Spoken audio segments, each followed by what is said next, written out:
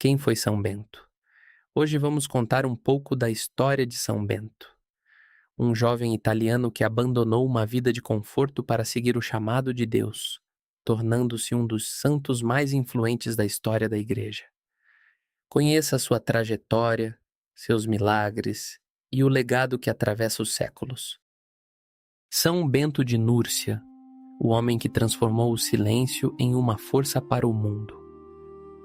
No final do século V, a Europa atravessava um dos períodos mais turbulentos de sua história.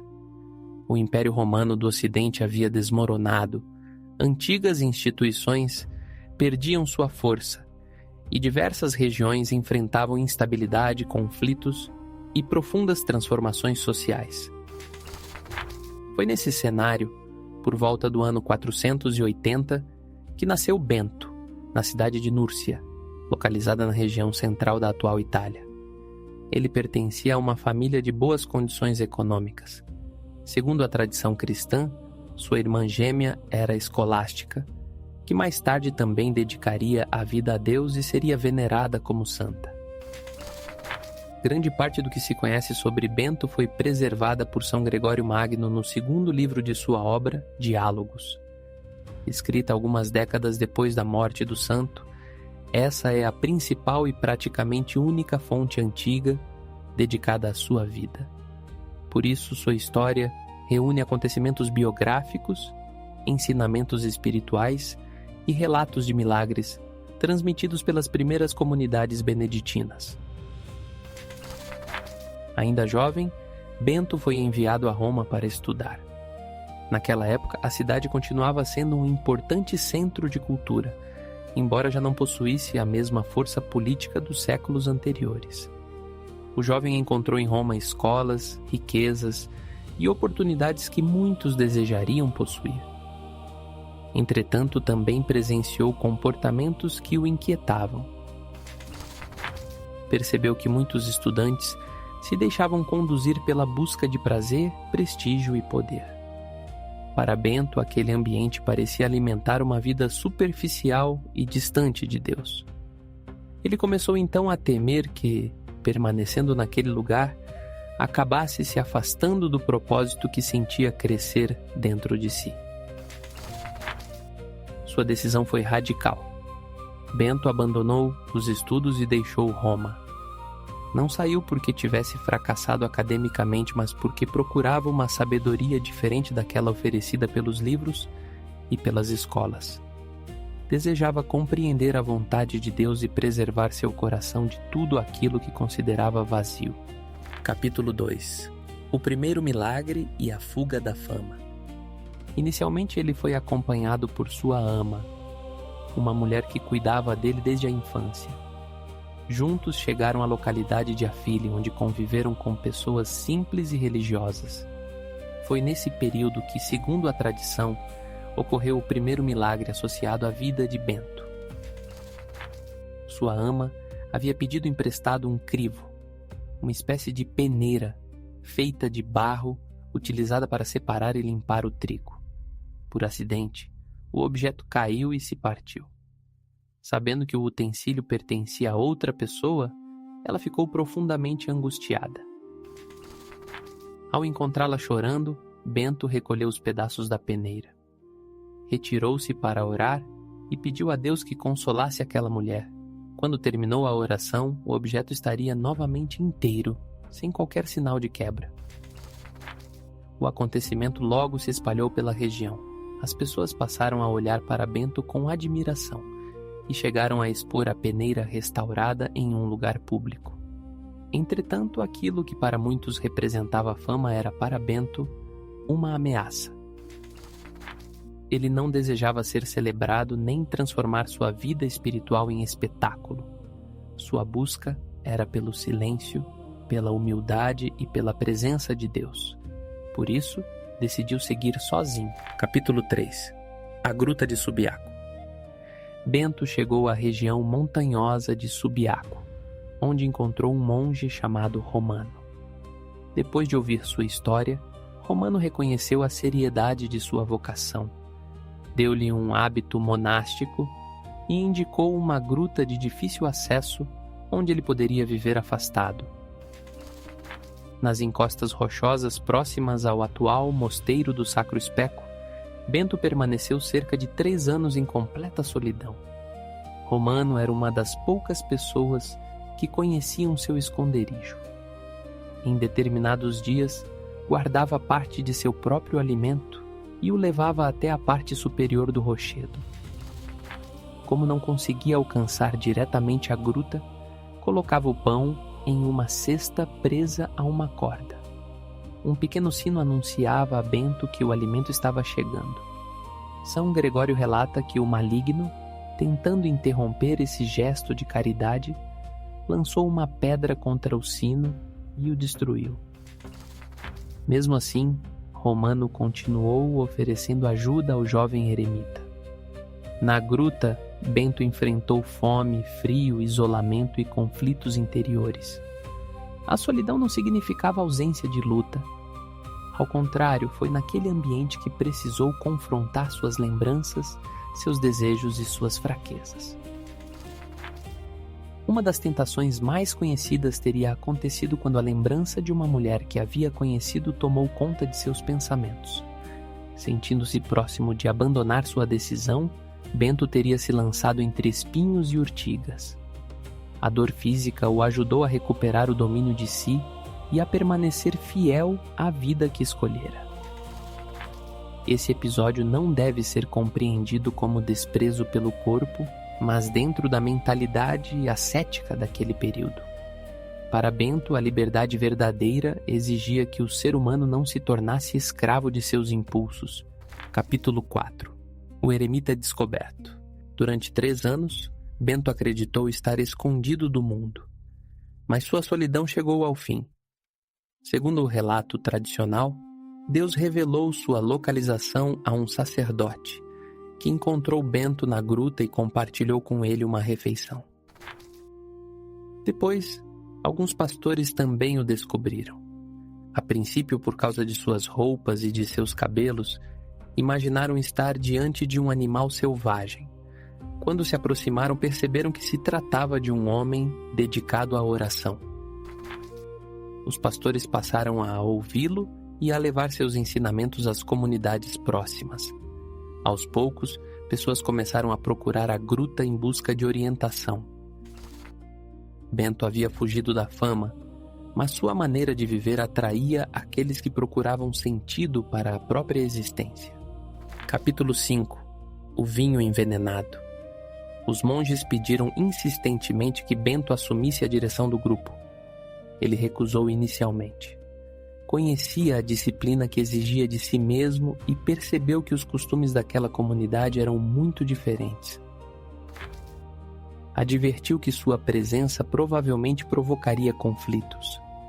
Diante da insistência, acabou aceitando. Em pouco tempo, suas previsões se confirmaram. Bento procurou estabelecer horários de oração, disciplina comunitária e responsabilidade. Alguns monges, acostumados a uma vida menos exigente, começaram a considerá-lo rígido demais. A insatisfação cresceu até se transformar em uma conspiração. Os monges colocaram veneno em uma jarra de vinho e a apresentaram a Bento, como se estivessem pedindo a bênção habitual. Quando ele fez o sinal da cruz sobre o recipiente, a jarra se partiu como se tivesse sido atingida por uma pedra. Bento compreendeu o que haviam feito. Em vez de buscar vingança, reuniu a comunidade e falou com serenidade.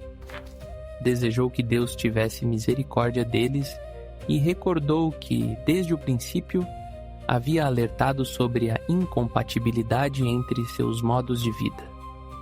Em seguida deixou o mosteiro e retornou à solidão. Capítulo 6. Mauro, Plácido e os 12 mosteiros. Mas já não permaneceria sozinho por muito tempo. Homens de diferentes lugares começaram a procurá-lo com o desejo de aprender.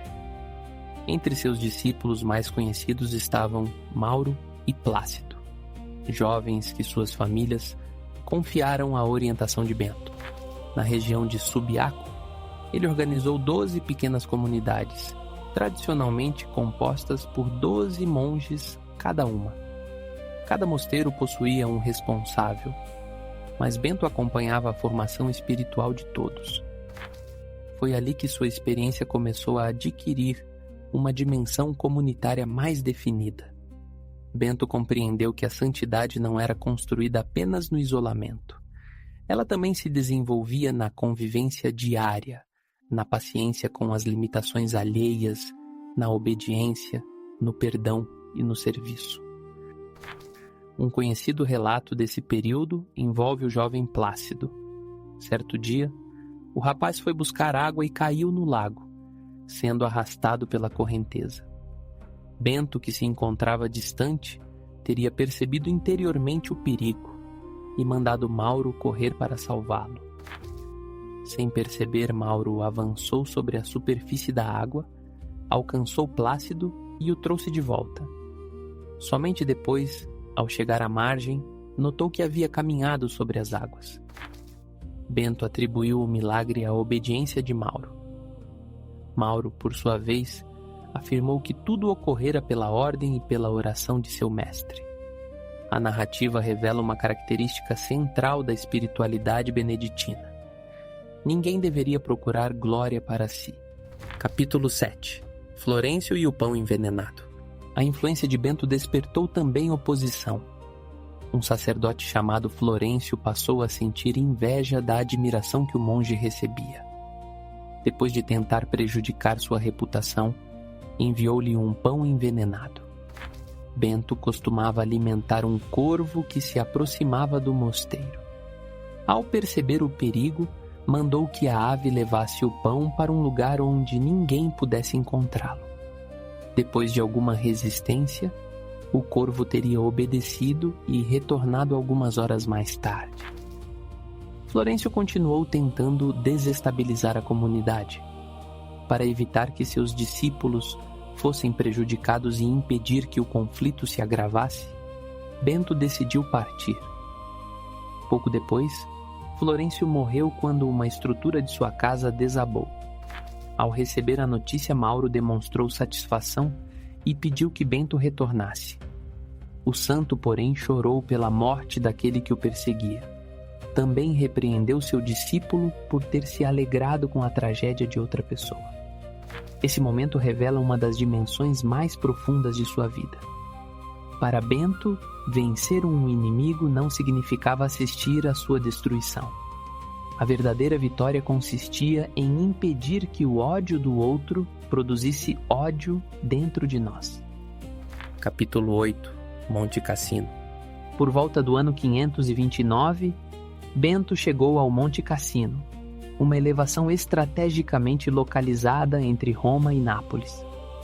No local ainda existiam práticas religiosas pagãs e um antigo templo dedicado a Apolo. Bento anunciou o evangelho às populações da região, destruiu os altares pagãos e transformou o lugar em um centro de vida cristã. Ali nasceu o Mosteiro de Monte Cassino, que se tornaria uma das instituições religiosas e culturais mais importantes da Europa. Faça uma breve pausa e conheça o Exército Celestial Oficial.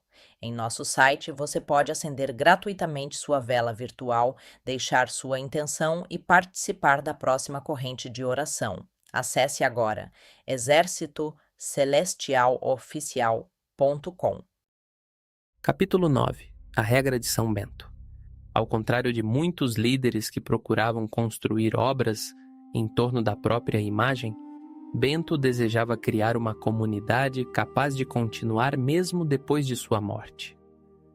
Para isso, registrou por escrito princípios que havia aprendido durante décadas de oração, solidão, conflitos e convivência comunitária. Surgia assim a chamada Regra de São Bento. A obra contém um prólogo e 73 capítulos. Nela são abordados temas como oração, humildade, silêncio, obediência, alimentação, trabalho, correção, acolhimento dos hóspedes, cuidado com os doentes e responsabilidade do abade. Bento não pretendia escrever um conjunto de normas impossíveis. Sua regra se destaca justamente pelo equilíbrio. Ela reconhece as limitações humanas e procura adaptar as exigências às condições de cada pessoa. O abade deveria orientar com firmeza, mas também com prudência. Os idosos e as crianças deveriam receber consideração especial. Os doentes deveriam ser cuidados como se fossem o próprio Cristo. As ferramentas do mosteiro deveriam ser tratadas com respeito, quase como objetos sagrados. Os hóspedes, principalmente os pobres e os peregrinos, deveriam ser recebidos com atenção e hospitalidade. Para Bento, acolher quem chegava ao mosteiro era uma forma concreta de acolher Cristo. A vida da comunidade deveria encontrar equilíbrio entre oração, leitura espiritual, repouso e trabalho. A expressão latina ora et labora, que significa reza e trabalha, não aparece dessa forma literal na regra. Ela surgiu posteriormente como uma síntese fiel do modo de vida beneditino. O trabalho não deveria ser visto apenas como uma obrigação ou como uma forma de produzir riquezas. Ele também poderia ser uma prática espiritual. Cultivar a terra, preparar o alimento, copiar um manuscrito ou cuidar de um enfermo eram maneiras de servir a Deus e à comunidade. Da mesma forma, a oração não deveria representar uma fuga da realidade. Aquilo que o monge escutava diante de Deus precisava se transformar em ações concretas. Bento descreveu o mosteiro como uma escola do serviço do Senhor. Também ensinou que nada deveria ser colocado acima da obra de Deus e que a escuta verdadeira deveria produzir frutos na vida diária. Uma das primeiras palavras da regra é justamente um convite para escutar, inclinar o ouvido do coração. Essa expressão atravessou os séculos porque mostra que, para Bento, a vida espiritual não começava falando, mas aprendendo a ouvir. Ouvir Deus, ouvir a comunidade, ouvir as necessidades do próximo e também ouvir, com sinceridade, aquilo que acontece no próprio coração. Capítulo 10. O legado beneditino. Com o passar do tempo, a regra começou a ser adotada por comunidades em diferentes regiões. Mosteiros beneditinos tornaram-se centros de oração, agricultura, hospitalidade, educação e preservação do conhecimento. Em períodos de guerras e instabilidade, monges copiaram manuscritos antigos, mantiveram bibliotecas, acolheram viajantes, cultivaram terras abandonadas e transmitiram conhecimentos às gerações seguintes. Nem todas essas realizações aconteceram diretamente durante a vida de Bento. Elas foram parte do desenvolvimento posterior das comunidades que seguiram sua regra. Ainda assim, sua visão forneceu uma base espiritual decisiva para esse trabalho. Séculos depois, a influência de Bento na formação da cultura europeia seria reconhecida pela Igreja, que o proclamou padroeiro da Europa. Capítulo 11. Bento e Escolástica. Nos últimos anos de sua vida, Bento manteve uma relação espiritual profunda com sua irmã Escolástica. Ela também havia consagrado sua vida a Deus e costumava visitar o irmão em determinados períodos. São Gregório narra que, durante um desses encontros, Escolástica percebeu que sua morte estava próxima. Por isso, pediu a Bento que permanecesse com ela durante a noite, para que pudessem continuar conversando sobre Deus e sobre a vida espiritual. Bento recusou. Segundo a disciplina monástica que seguia, ele não deveria passar a noite fora do mosteiro. Escolástica então juntou as mãos e fez uma oração silenciosa. Pouco depois, o céu mudou completamente. Uma forte tempestade começou, acompanhada de chuva intensa, trovões e ventos que tornaram impossível qualquer retorno. Surpreso, Bento perguntou à irmã o que ela havia feito. Escolástica respondeu que havia pedido a ele que permanecesse, mas não fora atendida. Então pedira a Deus, e Deus havia escutado sua oração. Sem possibilidade de voltar ao mosteiro, Bento permaneceu com a irmã. Os dois passaram a noite conversando sobre a fé, sobre a eternidade e sobre aquilo que esperavam encontrar na presença de Deus. 3 dias depois, enquanto estava em oração, Bento teve uma visão. ele viu a alma de Escolástica subindo ao céu sob a forma de uma pomba. Capítulo 12. A morte de São Bento. Compreendendo que sua irmã havia morrido, mandou buscar seu corpo e pediu que fosse sepultado no túmulo preparado para ele mesmo. Pouco tempo depois, Bento também percebeu que sua própria morte se aproximava.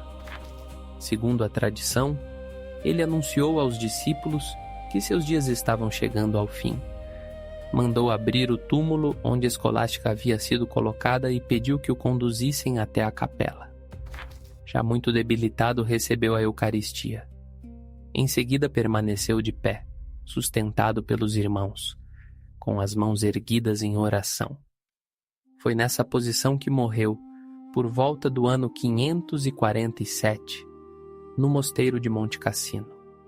Bento foi sepultado ao lado de sua irmã. Sua memória passou a ser venerada pelas comunidades que seguiam sua regra. Com o tempo, sua influência ultrapassou os muros dos mosteiros e alcançou diferentes povos e regiões. A tradição associa sua morte ao dia 21 de março. Atualmente, sua memória litúrgica mais conhecida é celebrada em 11 de julho. Capítulo 13. A Medalha de São Bento. Séculos depois, outro símbolo passou a representar de maneira profunda sua espiritualidade. A Medalha de São Bento. A medalha reúne a imagem do santo, a cruz e diversas letras que representam antigas orações em latim. Entre elas estão as iniciais da expressão Crux Sacra Sit Mihi Lux, que significa que a Santa Cruz seja minha luz. Também aparecem as iniciais de Non Draco Sit Mihi Dux, traduzida como que o dragão não seja meu guia. Outra frase muito conhecida é Vade Retro Satana, que pode ser entendida como retira-te, Satanás. Essas palavras não são simples inscrições decorativas. Elas expressam uma atitude espiritual baseada na rejeição do mal e na confiança na cruz de Cristo. A forma mais conhecida da medalha foi difundida especialmente a partir do século XIX, quando passou a ser produzida de maneira mais padronizada. Para a Igreja, a medalha de São Bento é um sacramental. Isso significa que ela não deve ser tratada como amuleto nem como objeto mágico. Seu valor está ligado à fé, à oração, à bênção e ao compromisso espiritual de quem a utiliza. A cruz presente na medalha recorda os episódios em que Bento teria vencido o veneno por meio do sinal da cruz. Mas também recorda algo ainda mais importante. Sua confiança não estava em sua própria força. Para Bento, a verdadeira proteção vinha de Cristo. Capítulo 14. A mensagem para os dias atuais. Mais de 15 séculos depois, sua mensagem continua atual. O mundo de hoje é muito diferente daquele em que Bento viveu.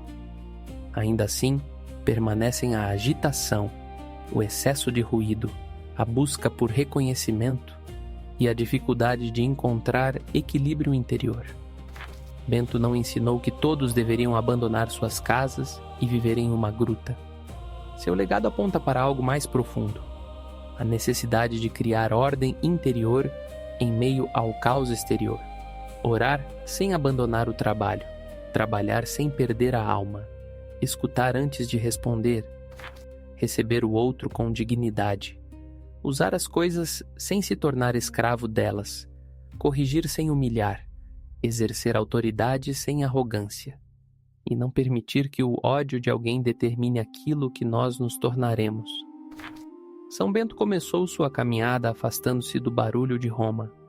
No silêncio de uma gruta, aprendeu a governar a si mesmo. Depois, ajudou outros homens a organizar suas vidas e deixou uma regra que atravessou impérios, guerras e grandes transformações culturais. Ele não construiu seu legado com exércitos nem com riquezas. Construiu com oração, disciplina, trabalho, hospitalidade e perseverança. E talvez seja por isso que sua voz ainda possa ser ouvida tantos séculos depois, repetindo a primeira grande orientação de sua regra: escuta. Inclina o ouvido do coração e transforma aquilo que você ouviu em uma vida verdadeiramente nova. A história de São Bento não termina apenas com a construção de mosteiros, com a redação de uma regra ou com os milagres preservados pela tradição. Seu verdadeiro legado está na forma como ele ensinou homens e mulheres a encontrar direção quando tudo ao redor parecia confuso. Bento viveu em uma época de instabilidade, medo e mudanças profundas. Muitas estruturas que pareciam permanentes estavam desaparecendo. Ainda assim, ele compreendeu que a renovação de uma sociedade começa pela renovação do coração humano. Antes de organizar comunidades, Bento precisou organizar a própria vida. Antes de orientar discípulos, aprendeu a enfrentar seus desejos, seus medos e suas limitações. Antes de ensinar o valor do silêncio, experimentou longos períodos de solidão. Foi por isso que sua palavra ganhou autoridade. Ele não ensinava apenas teorias, ensinava aquilo que havia vivido. Para São Bento, cada dia poderia se tornar uma oportunidade de recomeço. A oração da manhã, o trabalho realizado com cuidado, a refeição partilhada, o acolhimento de um visitante e até mesmo a correção de um erro faziam parte de um mesmo caminho espiritual.